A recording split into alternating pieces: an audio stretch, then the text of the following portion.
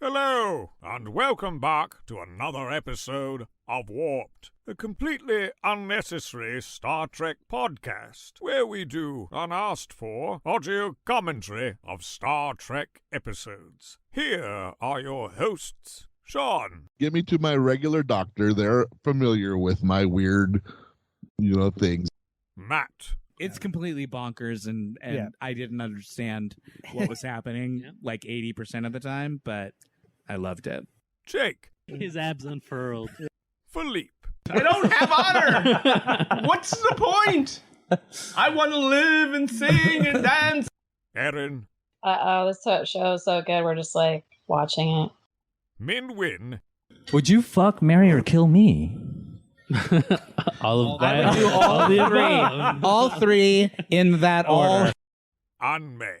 Dear Diary, I kissed an android today, and he told me he felt nothing. Make it so.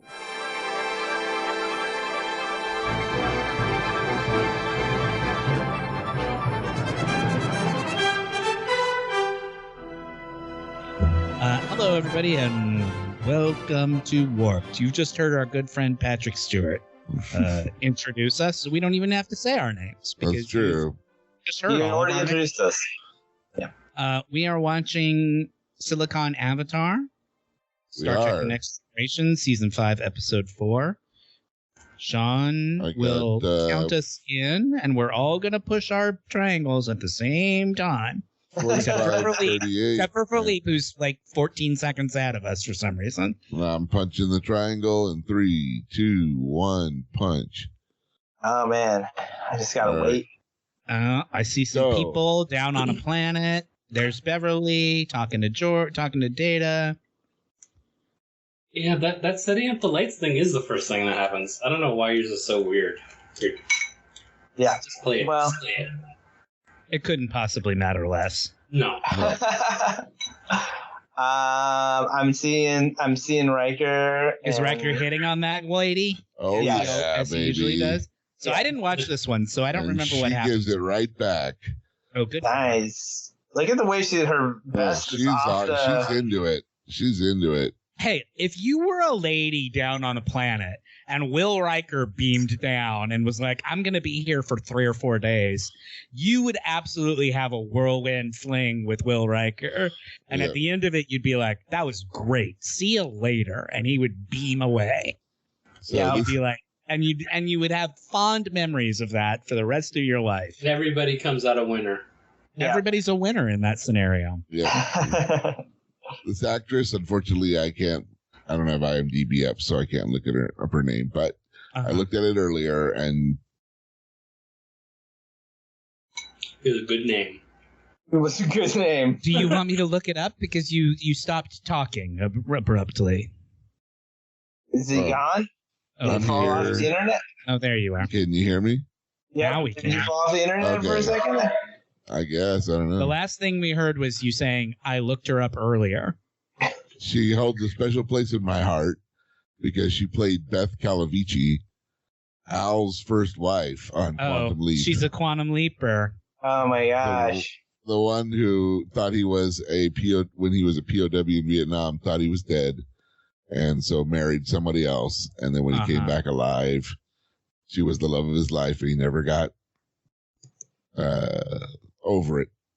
And isn't there a quantum leap episode where he jumps back He does, and into she that has, storyline and like he tries to tell her the truth, or is thinking about Al tries to get Sam to fix it, but they're not allowed to, because you're not allowed to do anything in the past that benefits yourself.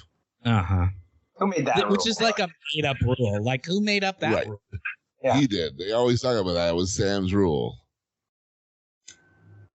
I mean, There it is. Why? The I mean, because crystalline everything you're doing in the entity. back changes something anyway. Once you start changing every things. episode is them mucking around in the past. So I don't know why you can't do something nice for yourself every once in a while. Yeah, You're just you're supposed probably to do stuff Give yourself a only present. for strangers. only for strangers. It's so altruistic. What do they call it on Parks and Rec, where they give themselves a spa day? Treat yourself. Treat yourself. That's right. Sam should treat himself sometimes when he's in the past. Treat yourself. I mean, I guess he bangs a lot of ladies while he's in the past. He does. Or kisses. He kisses a lot of ladies. You see the trailer for the reboot? I have not, and I'm curious as to what you think about it. They're not doing the premise that you not at think all. they should be doing. No, which seems like a real missed opportunity. Yeah, I'm not looking. I don't have high hopes for it. Because as of now, officially, they're saying that Scott Bakula is not going to be a part of it. I don't believe that for 1 second. Scott Bakula is alive and well, and I'm sure would be happy to do it. They're just keeping it a secret so that when he pops up in the last scene of season 1, you can be like, "Oh, Scott Bakula." Yeah, it's totally possible that they're just throwing people off the scent, but. I don't know. I'm disappointed that they're not doing the most obvious good idea for that. Yeah, that too. But I guess I'm still gonna like. I guess of course I'll watch the first episode just to see. Yeah, exactly. Got to see what it is. So Shawn doesn't have his computer. Am I doing stats again? So why don't I do it? Because I pulled it up while we were talking. This is Silicon Avatar. It's season 5, episode 4 of Star Trek: The Next Generation. Teleplay by Jerry Taylor, who went on to be a huge, the co-creator of Voyager. So someone with a long Star Trek history. Story by Lawrence V. Conley, directed by Cliff Bole. Cliff Bole was one of their go-to directors. Yeah, he directed a lot of it. Air date, October 14th, 1991. We're getting close to Halloween. You guys said last week you were juniors in high school. I'm 1 year older than you. I was a senior in high school. And the IMDb, let me give you the description. The crystalline entity returns, and the Enterprise takes aboard a scientist to help track it down. But her personal agenda does not match Captain Picard's. Shawn, did you look at this already? I did. I don't think I remember, but I'll... Hey, how do you I'm going to say 7. Okay. Jake, do you want to guess? 7.2. You guys watched this. Yeah. Yeah. Fleet? I will say I'm not into crystalline entities as much as I should be, so I'm going to say 6.8. Well, Jake nailed it with 7.2. Oh, that nice. is the answer. Which feels about right. Although I did not rewatch this for this week. I have seen this episode, obviously, before. And 7.2 feels like kind of about right. Yeah. Who remembers the crystalline entity? Anyone? Sure. We've seen it before. I do. In cahoots with lore. Yes, we last saw it in Data Lore back in, what is that, season 2? Maybe even season 1? Let's not fight about it, guys. Come on. I cannot. Unfortunately, I cannot tell you what's happening because I did not rewatch this. So, Shawn, the heavy lifting of describing the plot is going to land on you, I'm afraid. Well, so there was this colony on this planet, and the entity showed up and just started blasting. But they've gone into these caves to try to escape it. What do we know about the entity? It's just a sort of like... It's a killing machine. It's just a sort of mindless, like... Right. It's like Galactus, right? It just goes around eating. It just eats plants. It just goes around feeding, exactly. Yeah. But you did This episode is basically Moby Dick. Right. It's about trying to get revenge against something that doesn't have emotions. That's just doing what it does. Like, you can't blame a thing for trying to eat. Right. And spoiler of course, alert. in typical Picard fashion, he's like, "Well, look, we don't want it to keep destroying things, but instead of just destroying it, let's try to talk to it. This is kind of what we were talking about when we were talking about Nope, where it's like, you can't blame an animal for being an animal, right? You can't blame the shark in Jaws for being the shark. Right. Yeah. It's doing what it does. Sharks do what sharks do, right? Yeah. They can't communicate with it because it's not it's not sentient. It doesn't have a way to like communicate. So it's really just a survival. But like they have to survive, right? Because they're under attack. And is there some reason they can't just beam up? Yeah, the like walls of this cave have like special metals in them. And there's always a reason blocks, they can't. but that's also the reason why the Christian the Christian entity. The Christian entity. No, that's why they and tell them about the cave is why they can't. let me share the good word. Oh no! Get in the cave! Get in the cave! Yeah, it's Crystal Jesus. Have you heard about the fourth book? Into the caves, the darkest, dankest caves. It's just like ding dong, hello. Yeah, everybody, nobody make a run to the Get away cave. from the windows. Who are these fill-ins? Yeah. Very Those diverse. new people. The Enterprise isn't there. That's why they can't try and beam up. Oh, they're not there. Yeah. Why aren't they there? You know what? The Enterprise wanders off once sometimes. They left them there to do something, and then they were. What were they? What did they drop them off to do in the first place? Why were they establishing a new colony? Yeah. Oh, okay. Yeah. So they didn't know the crystalline entity was going to be there. No, it just showed up. Right? They left their most fertile. It wasn't supposed to be there till Tuesday, and they were supposed to have plenty of time. They left their most fertile crew member behind to populate the planet. They're like, if all else fails, Riker will take care of this problem. Yeah. Riker protocol, in effect. Just imagine a lot of like kids running around with full beards. Yeah. Riker baby. I think maybe that crystalline entity is wingmanning him. He's like, all right, you come here, get him into a cave. I'll do the rest. Fully watch Star Trek Babies if it featured a baby Will Riker who still had a full beard. Yeah, I think so. Yeah. I mean, that would be true to the actual Will Riker as a baby. So, I've seen pictures of. Well, we see it in one of the movies, but if you look at pictures of young Jonathan Frakes, like before he grew the beard, like in season 1 of the show. But like even before that, when he was like a soap opera guy, like before he got Star Trek, when you see him when he's young, he just looks so wrong without the beard. Yeah. Growing that beard was the smartest decision he ever made. Yep. Oh, there's Worf. Yep. He's never been happier to see Worf.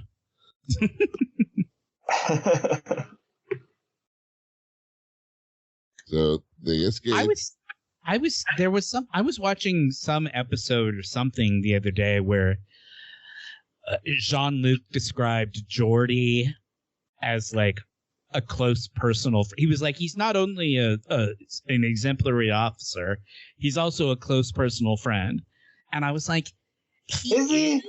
Is he? I was like, have you I could not see you guys socializing outside of Jean-Luc and Geordi in a setting where they weren't like talking about the problem. Yeah, like I don't think Jean-Luc and Geordi socialize with each other. Well, no, it's Geordi has a Picard's simulation that he does in the holodeck. Oh, maybe that's what it is. And he has 3 ways with him and that doctor lady. That's right. Yeah, Dr. Brahms. So that's why he thinks he has a personal relationship with Captain Picard. Will's hair is all tousled. That's how you know things are serious.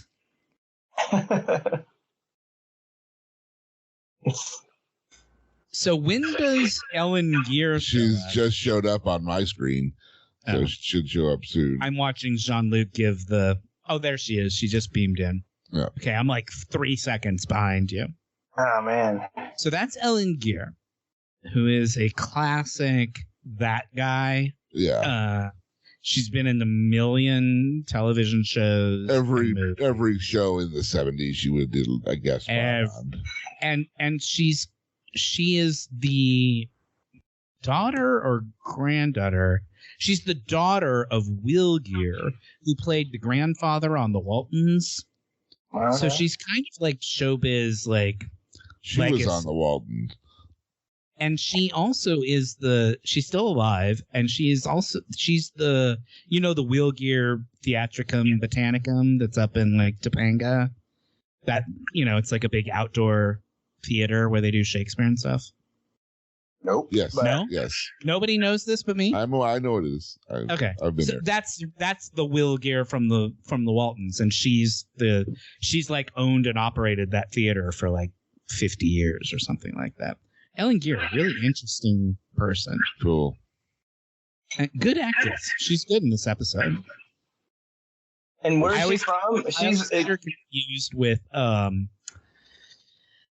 lady who's in Misery, who's the Kathy old Bates. Lady. Kathy Bates? No, the old lady in Misery, who's married to the sheriff that Kathy Bates kills. She played Charlotte's mother-in-law on Sex and the City. Come on, you guys. Jessica Tandy. No. Oh, hold on. I know. I was wrong. Sorry, I'm failing. But it's exactly like, you're almost right. Like, it's exactly that. Yeah, it's that low. That's the look. Frances Sternhagen. Frances Sternhagen. That's it. Yep, I never would have pulled that one. Yeah. I didn't pull it. I Googled it. But Ellen Gear and Frances Sternhagen and Jessica Tandy all look very, very similar. Yeah. Well, in this episode, she's a scientist who studied the crystalline entity. Yeah. Okay. So they brought her on board. They just happened to be near where she was, and they could get her. Okay. Yep. It happens. Space is very small. We all know that. Space is not small. We went over this in some detail a couple of weeks ago. Oh, yeah. We talked a lot about how big space is. Hey, save it for corrections corner, man. Yeah.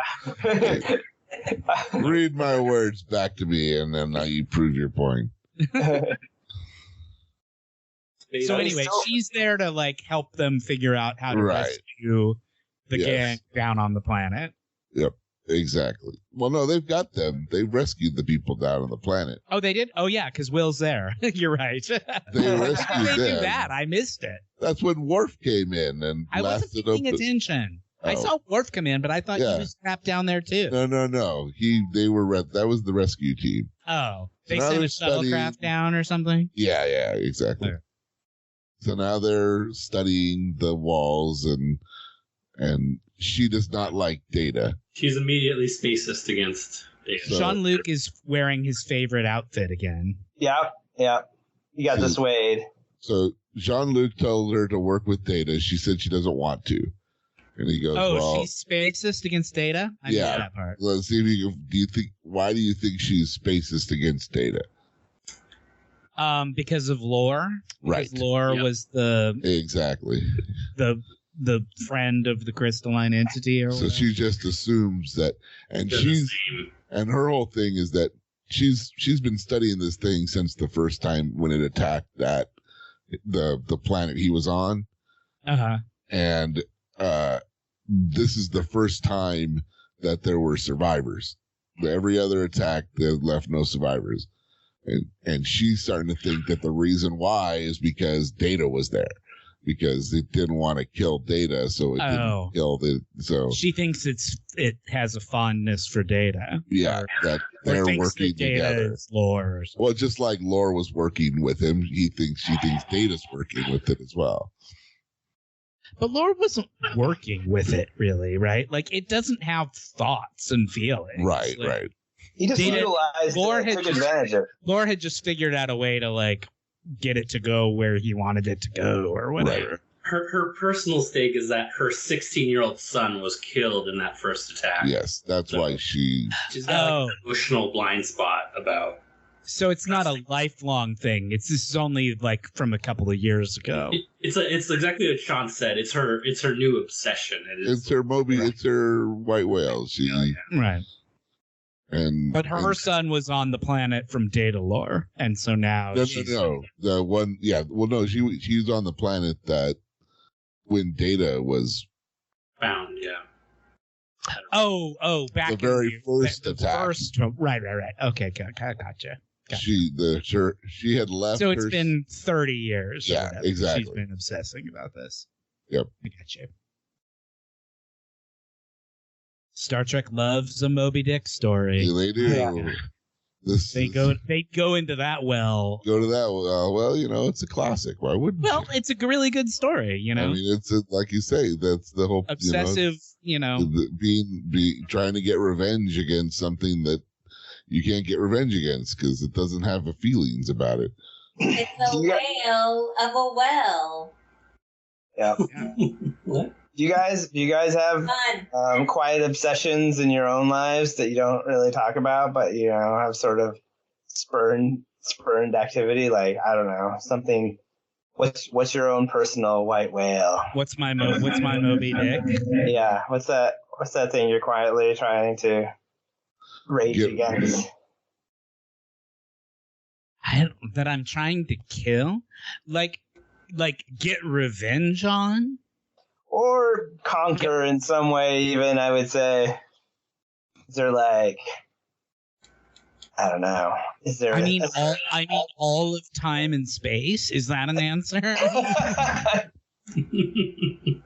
guess. Death. Death. Do I wish I was the president of the United States and could order the CIA to assassinate all the Republicans I hate? Yes, I do. Think about that. I would make a terrible president because the slide to fascism would be so fast if I was president. I would be like, why can't we just assassinate them? They're assholes. We all agree with that, right?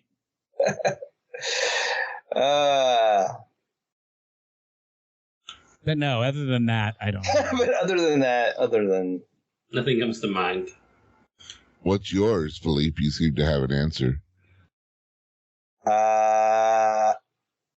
It's not I guess I was framing it as something, I guess in this way as something I want to destroy, but there was something I want to do. I've always wanted to write a book, and it's kind of, so in a way it's just but I'll never, I've always wanted to, but I just don't ever see myself doing it. But that's sort of a different question. That's it is. You're right. I was kind of trying to unrealized. That question is about unrealized ambitions. I think it is, but I also think it's something I sometimes quietly shape my life around it. I really wanted to do it, but it subtly affects my. I realize the question wasn't exact. No, I see the connection now. You're saying the thing that turned you into who you are. Yeah. Yeah, or at least partially, or maybe drives you now in ways that didn't. I don't know. It's more of a subtle kind of driver, because I feel like she's not even aware how much she has these blind spots because she really wants to go in this direction, or I don't know. Yeah. Well, and she doesn't realize how creepy she gets with Data. But does wanting to write a book shape your day to day? No, I don't know. I was just trying to think of some creative thing that or something that I would subtly make unconscious moves towards that if I, as I. I think you should write a book. It would be you writing a book, but writing it for 50 years because you just can't get it perfectly and right. And maybe I have been in my brain. You know what I mean? 10,000 pages long. You should write a book. Yeah. But I never will, because I think Try writing an easy book. You doesn't have to be write some Star Trek a masterpiece. Yeah, our friend Wendy wrote a porn book. She wrote one of those lady porn 50 Shades books, and it's not my kind of book, but it's a real book. It's a full You get the whole sense of accomplishment, right? The whole 250 pages, and it tells a story from beginning to end. Like, it's a proper book. So you don't have to write like a masterpiece right out of the gate. You can just write a book. And if it sucks, no one has to ever see it. You just be like, well, that one doesn't count. Put that one away. I think another thing that would be good to do, like I've always wanted to do, this is just becoming like things I secretly would love to do, is make a full-on comedy video game masterpiece that is meant to be, like the main thing is it's meant to be like hilarious. Mm-hmm. Yeah. Like that is the main feeling it is supposed to evoke. And I don't even, because I love when like things are a different genre or something. I don't even know why. Comedy and video games feels like one of those things that's very hard to get right. Like there are things that video games do well, but I'm not sure that like comedy is one of them. Come on. And Leisure Suit Larry. There was that's actually the exact example I was going to use. And like the other one, what was that one? The other one called? The Lesbian Sisters of Sodom or whatever it was called. Oh yeah, something of Phobos, the goddess of Phobos. Yeah. I feel like there just needs to be more comedy in video games. I think it's just there's like things that video games do well. It's like what we were talking about with Dear Evan Hansen. Like there are things that work well in one medium and aren't necessarily like conducive. Because it's hard to think of like what are really good, funny video games. Yeah, I know. Can you think of a time a video game really cracked you up or like made you laugh? I can think of two really good, funny video games, and they're both like based on other IP. They're not like original video games. Sam and Max for me. That one was fun. Yeah. The Lego games can be funny. Like there's right. Again, those are based on they're like silly and goofy. Yeah, but I wanted like the object to be like funny, like somehow incorporate comedy into its like. I guess those games are because they're adventure games and stuff like that. There's a game called There Is No Game. Have you heard of that game on Steam? Maybe. No. It's like a game. It's a puzzle. It's a puzzler game where like the game, like all the puzzles are really meta, and they're trying to get you that there is no game here, but each level is like the game trying to fight against you and trying to convince you there is no game. And I think it's pretty good. Like it's pretty clever. I mean, it's obviously not hilarious. That reminds me of the Hitchhiker's Guide game where it would like meta comment on how you were playing the game. Do you remember that text-based Hitchhiker's Guide game from like? Yeah, it was one of the Infocom games. Yeah, sure. Where it was like, depending on what you would type in, you would get like snarky responses back from the game. I love that. I love finding the ways to get the snarky responses. That was always my favorite part. Where the game would be like, that's a terrible idea. Why are you doing that? Yeah, you explode into a million pieces, and the Snarfleblats lick up your things, and the last neurons in your brain think that was a terrible idea before you drift into the abyss. The two games that I was thinking of that I think are pretty good at being funny are the Simpsons game from like the PlayStation 2, I want to say, which was actually a pretty funny game. And the South Park game that is PlayStation 2 or 3. The Stick of Truth. Yeah, that's a pretty funny game that like comments about games while you're playing it.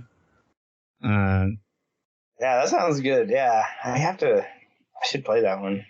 But I think you're right. It's really hard to get right because it's first of all, it's very like it's not as universal what's funny, and so and also comedy isn't interactive, right? Like, comedy is a sort of one person the funny person doing the funny thing and everyone else like absorb. There's like not a lot of back and forth. Right. It just feels like video games are what video games want to be is real life, right? They're trying to be interactive. They're trying to make you feel like you're doing the thing that you're doing in the game.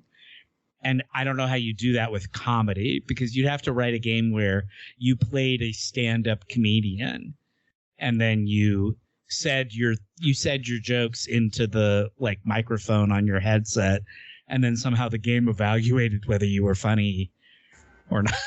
Like, I don't even know how you do it. Right? I just think like it would be interesting to build in like some kind of like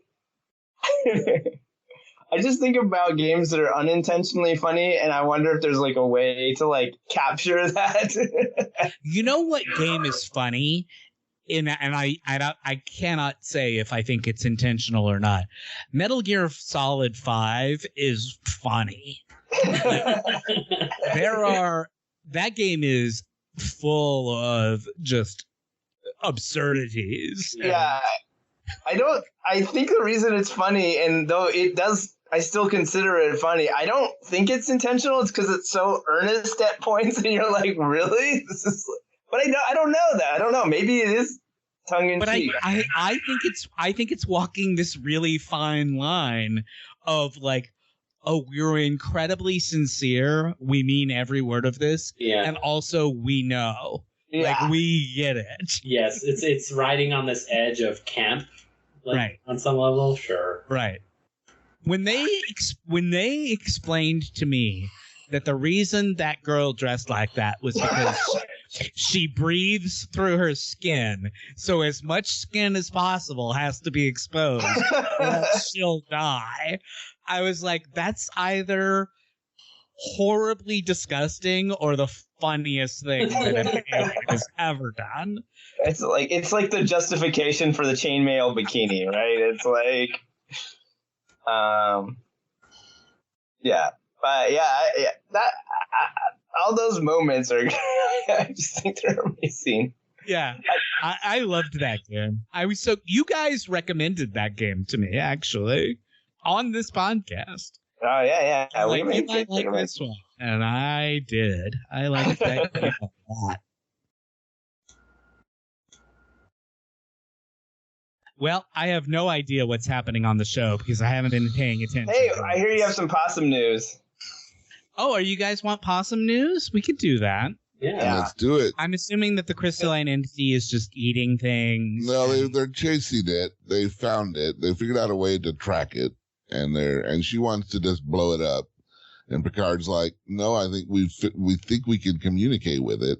And now she's turned on. She's actually on Data's side now. She's turned on? Yeah, she's turned on by Data because he talks like her son. Well, who wouldn't be? Yeah. But she seems to be coming around to the Data's way of thinking. She apologized for the way she came in, and he told her that he was programmed with like thoughts of the like journals and stuff of the people who died at the installation. And so she's like trying to tap into her son's memories. Oh. Yeah, he speaks in his voice at one point. Which is creepy. Oh, that I don't think I would like that. Yeah, that'd be a little bit too far. If I was her, I don't think I would. She's like, oh, this will be a good idea, and then she's immediately completely devastated by it. So is that what's happening right now? While they're on the turbo lift, or does it happen later? It happened earlier, or that hasn't happened. I think it's happened. I don't think it's happened yet. Oh, I thought it happened. Well, maybe. I don't know. They were talking about her son, so I wasn't sure. I mean, they're clearly bonding right now. Like, she's telling him the story of... Well, she feels guilty because she left him there. She went off to be the scientist and just left him on the planet. And she was killing other creatures that were doing stuff. She was off murdering, space whales and... Do you guys want to? Do you guys want to talk amongst yourselves for like 3 minutes while I go refresh my beverage? Yes. Beverage.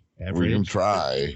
We're not promising anything. Yeah, we'll do it for 2 minutes. And then we'll do possum news. How about that? Sounds good. Sounds good. We'll do 2 minutes and 1 minute of total silence, and then you come back.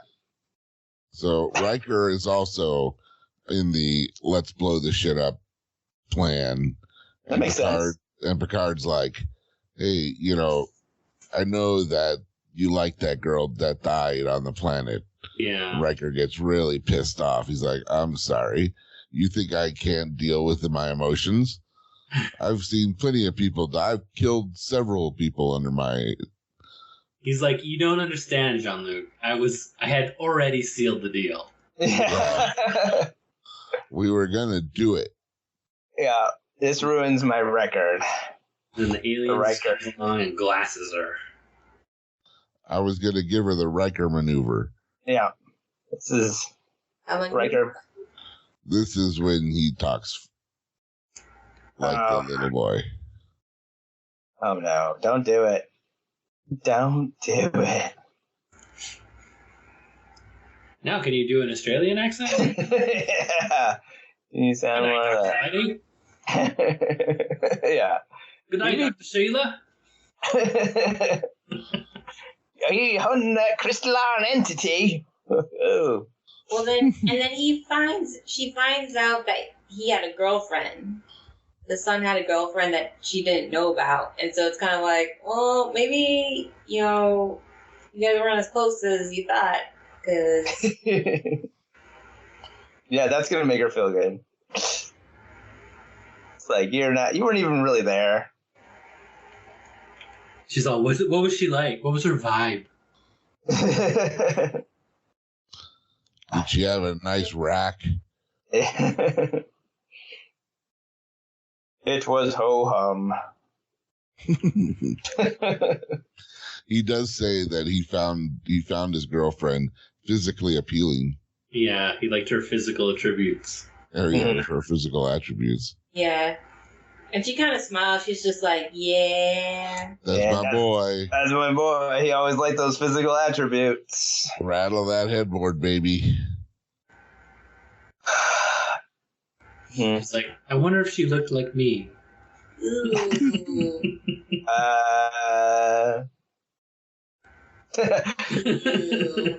Data says, I should not access this file. I have no emotions, Doctor, but even I can tell that's creepy AF. Exactly. I'm forced to report this to the FBI.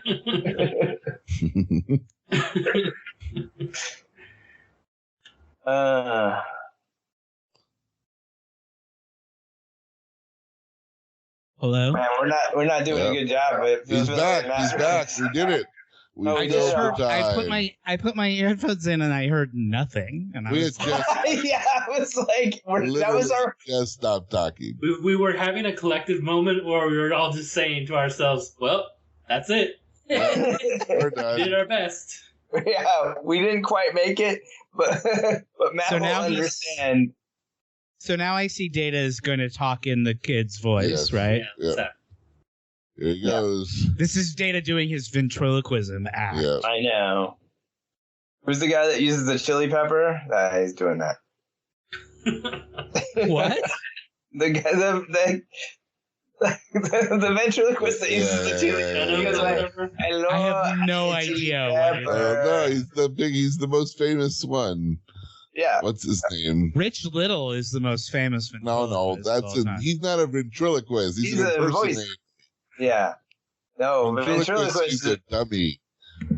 Yeah. Oh, right. Edgar Bergen is the most famous ventriloquist. Yeah, you're right. I got impersonator and ventriloquist mixed up. There's a ventriloquist who uses a chili pepper? Yeah. That's the guy. He's the most famous one these days. Isn't his name like Burnham or something? That doesn't sound it's right. Bo Burnham's. That's right. I can't remember, but he's the one who has Jeff Dunham. No, he has an old man. He has lots of different ones. Yeah. He has a ton of different ones, and one of them is a jalapeno pepper. I can only imagine how incredibly racist. Massively racist it is. It's massively terrible. I don't think it's as racist as his skeleton of a Muslim terrorist. Oh, okay. Well, let's move on to Opossum news. Yes, please. Because I do not want to talk about Jeff Dunham anymore. No. That sounds horrible. Every time I cannot. I mean, no. I guess I'm apologizing, but it's the worst. Whenever I see them, I cannot believe how popular he is. I mean, we live in fucking hell times. You know, like, of course he's popular. He'll probably be president before the chili pepper will be his vice president. No, the chili is the vice president, clearly. To appeal to the Latino I feel like we just created that. Like we've just made that a million. Oh no, we've manifested it. Manifested it. Oh no. And he's going to be the best of several bad choices. Right. It'll be like, well, it was this or the rotting corpse of Donald Trump.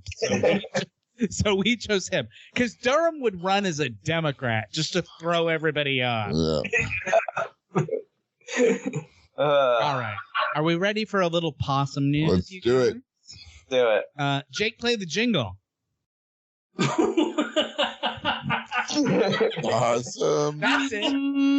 Oh, hilarious. You don't remember how you were given the assignment to create a jingle for Possum News? We talked about this. Yeah. I'll have to do a correction corner on that one. To be clear, I didn't actually expect you to make a jingle for Possum News. No, I just like saying play the jingle. Yeah. It is an empowering phrase. Well, our first piece of news, Dateline, Florida. All right. Opossum, here's your headline. Opossum invades bathroom at Florida elementary school. All right. August 18th, the girls' bathroom at a Florida elementary school became a wildlife zone when a wandering opossum took up residence in the restroom. The Brevard County Sheriff's Office said in a Facebook post that school resource deputy Matt Swartz was informed shortly after the morning bell rang at India Atlantic Elementary School that there was, quote, an intruder on campus. Swartz discovered the interloper, an opossum, was closed inside the girls' bathroom. The deputy blocked the door and set up a perimeter with crime scene tape and a sign designating the bathroom a wildlife zone while awaiting animal rescuers. The opossum was removed from the building by personnel from Wild Florida Rescue. Here you go. Possum invades bathroom.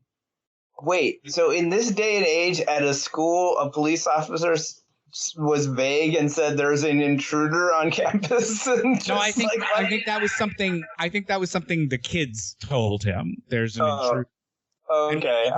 In the bathroom, he saw that it was a possum. Okay, I thought the cop was like came into a classroom and said there's an intruder on campus. No. I think it was. But he did kick the door in and fire 6 shots while he was investigating. He missed because they're bad shots. But so anyway, the possum was fine. It was rescued from Wild Florida Rescue. Was it a white possum? It's the picture on the website. It's got a very white face, as all possums do, and sort of a gray body. I don't know what brand of possum that is. Brevard County, by the way, who knows their Florida geography? Brevard County, where this happened. Is it on the shaft? It's on the shaft. It's on the eastern coast. It's basically directly east of Orlando. So if you head towards the Atlantic Ocean from Orlando, you hit Brevard County. Brevard County is famous for 2 things. Cape Canaveral is there. Right. Oh, nice. And Cocoa Beach, which Who can tell me who lived in Cocoa Beach? Famously. Favorite sitcom. A sitcom very much like a sitcom we were talking about earlier. Golden Girls? No, they lived in Miami. What kind of gay are you? They lived in Miami. I'm sorry. Perfect. No, because Stranger? it was an old 50s one. Not Bewitched, but another sitcom about Dream of Jeannie. I Dream of Jeannie. I Dream of Jeannie. Oh, right. Of course. He was an astronaut. Major Nelson and Jeannie lived in Cocoa Beach, which is outside Cape Canaveral. When I was growing up, I thought that Cocoa Beach sounded like the most glamorous place in the world. Like, because of that show, I was just like, Cocoa Beach. Oh, my God. the people who must live in Cocoa Beach. And having seen images of it, how does it stack up? I mean, I've never been, but they have possums in the bathrooms, so it can't be all good. That's just from your perspective. Has anybody ever been to Cocoa Beach? I have not. I'm looking at pictures of Cape it now. Canaveral or any. No. I don't think I've been to Florida, so there's that. I've been to Orlando, and Shawn has been to Orlando. I've been to Miami too. I've been to St. Petersburg, Tampa, the Tampa St. Pete area. That's redneck Florida. I've been to Jacksonville, and I think I'm on record in this on this podcast of saying what a piece of shit city that piece of crap is. I think he said that about Tallahassee. Oh yeah, no, I'm sorry. You're right, Tallahassee. Apologies to the good people of Jacksonville. I've never been to Jacksonville. Can't speak about Jacksonville. Tallahassee is lovely. It's a piece of garbage city. That's all I have to say. Well, last on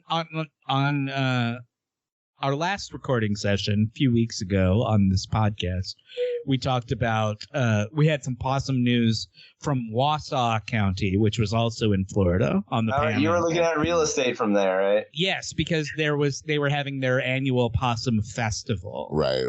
You'll recall. We talked about how cheap real estate was there. Our next piece of possum news comes to you from WDBJ, Channel 7, CBS, your hometown station in Roanoke, Virginia. Okay. Headline, Eagle Scout builds opossum enclosure for Southwest Virginia. A local scout is helping the Southwest Virginia Wildlife Center of Roanoke for his final public service project. You guys know Eagle Scouts, they make you do like a big like thing for your like graduation project. Right. I have a not nephew. He's actually a second cousin, but he's my cousin's son just became an Eagle Scout. Oh wow. We went to the ceremony. Not just, this was like 2 years ago, but I went to the Eagle Scout ceremony, which was great. That's awesome. It's quite a lot to achieve. That's an accomplishment. It's a lot of work. Yeah. Over a long period of time, like years and years. You got to put a lot of time in to do that. So anyway, this kid in Roanoke, when Matthew Danko heard the Southwest Virginia Wildlife Center needed help, he decided to step up. For his final public service project to become an Eagle Scout, he built an opossum enclosure. Interesting. After several months and a lot of stress, he completed his project for the center. It's a lot of stress. Make it better. The opossums ain't gonna live in that shit. The opossums are please. Haley Olson Hodges is the operations manager for the center. And she says the center desperately needed the enclosure. It's like an apartment complex, but for 2 ambassador opossums. Quote, so these possums can't return to the wild, but they go and meet children and adults at different kind of events to help people not be as afraid of wildlife or have a new respect for them, said Hodges. Learn why these animals are important and why we should protect them. End quote. Good for her. I like her accent. That's what that kid did for his final project. He built an opossum shelter in Southwest Virginia. Well, those possums aren't going to be there long because possums don't live very long. But probably how long do possums live? They don't live long, man. I'm going to look at that. Lifespan is very low. Well, while you look that up, I will give you my final piece of possum. 2 years. Sorry. I'm just going to throw that. 2 years? 2 years. They only live 2 years? That's crazy. That's for the common one. Now, the Virginia one, which maybe this one would be the Virginia one, is 4 Well, years. the story was from Virginia, so Yeah. it might be... It might be a Virginia one. I don't know if they have both there, but if the Virginia one lives 4 whole years, so both are very, very, they're bright candles that burn brief but bright. Well, and they still are going to need a place to live in those 4 years. Yeah, totally. I just think 2 years is a ripoff. 2 years is a ripoff for an animal the size of a possum. Yeah, it seems low. I just think it's a great injustice. They need to live like 6 years. Come on. I think they just live hard, and after 2 years, I think they're like ready to go. I'm just like, whew. They No, we're done. They burn bright. They are. Yeah, they must have hard lives, I suppose. Yeah. It's just but I get what you mean, because they're the size of cats, so you think of them as having sort of cat-like life. Right, you think they'd be like the small dog.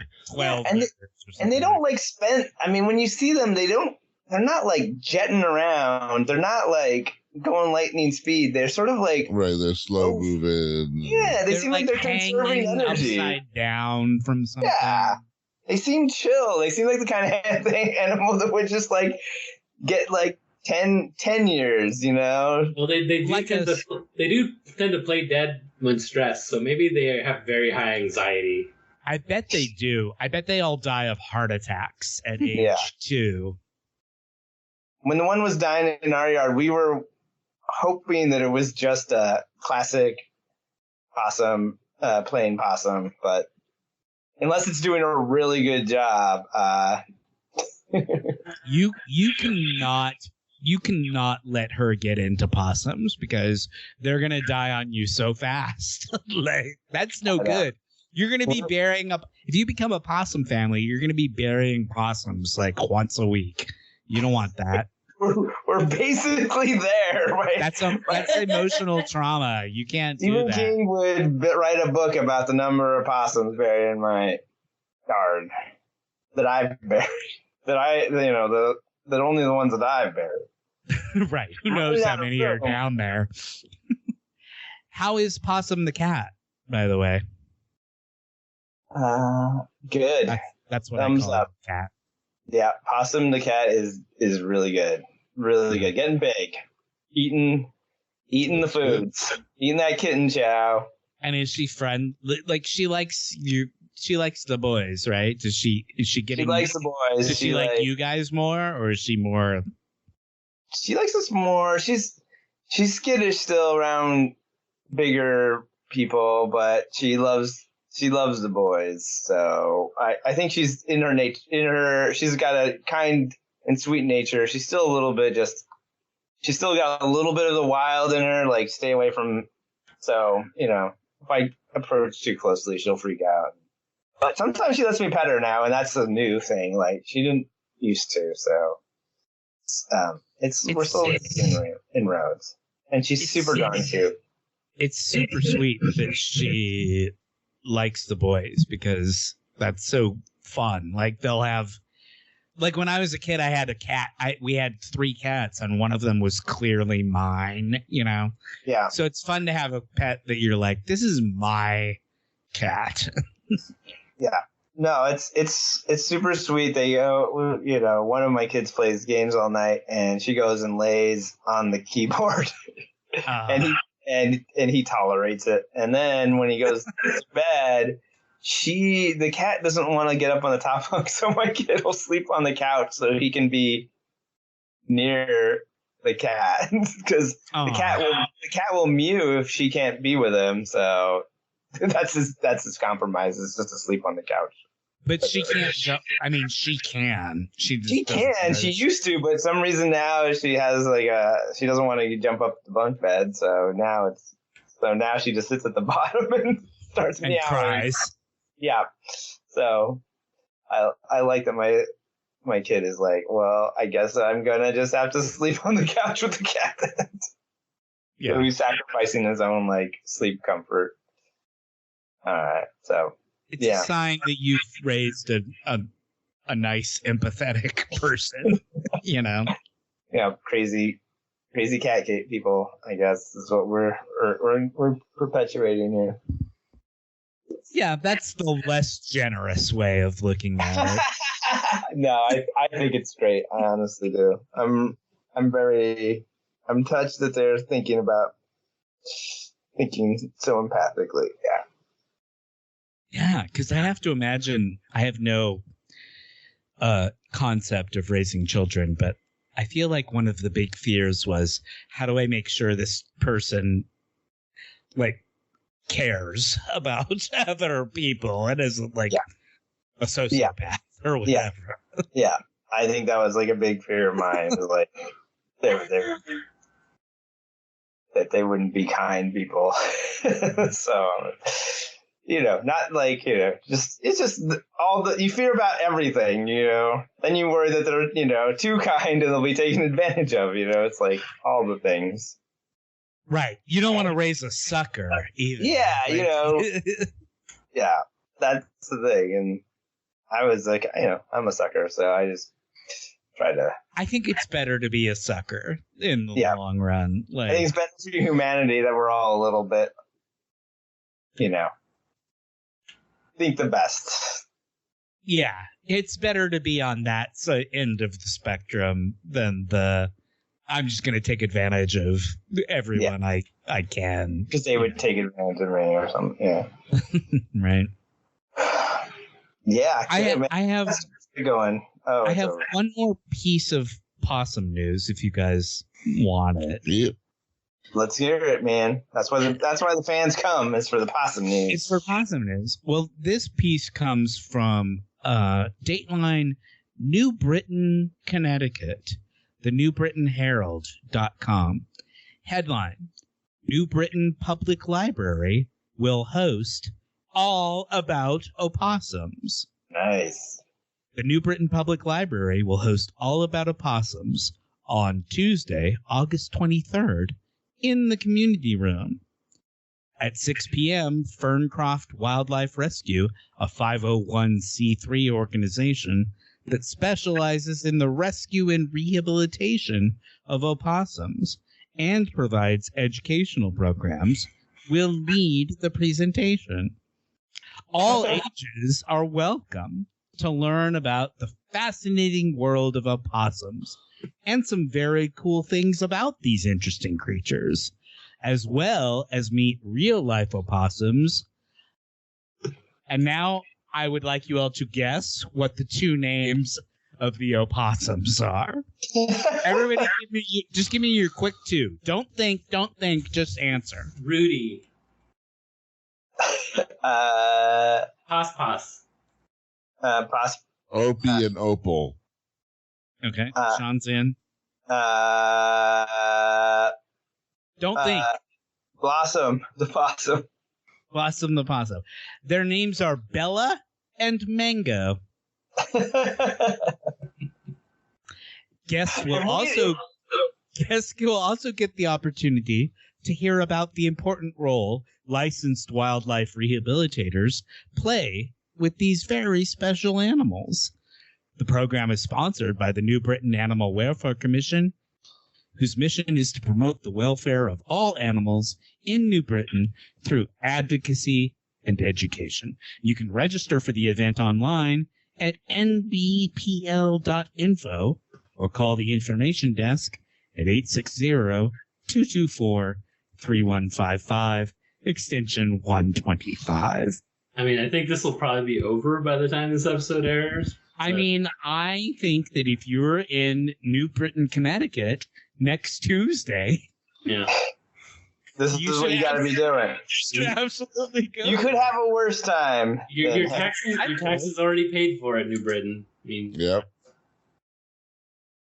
I mean, you could make a really good off your dime. So you could make a really good argument that public libraries are the best thing in the world in our like blighted culture.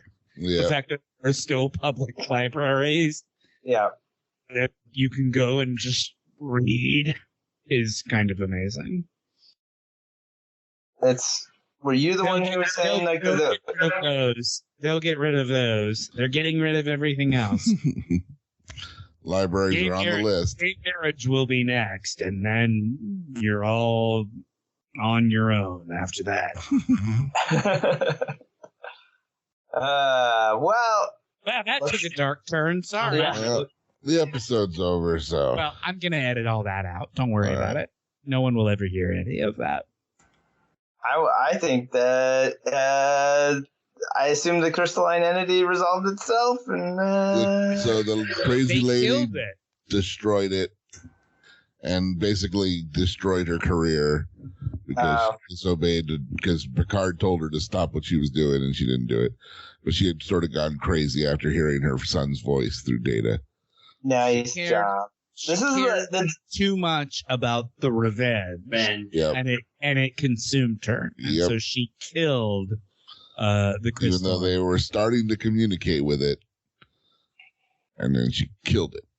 Yeah, it's a cautionary tale. Well, against ventriloquism, right? Right, sure. Because that's what directly led. We're all, if we've learned nothing today, it's beware of ventriloquists. Yeah, that's true. They're all racists. I don't know if they're all racist, but they're all terrible. Stay away from ventriloquists.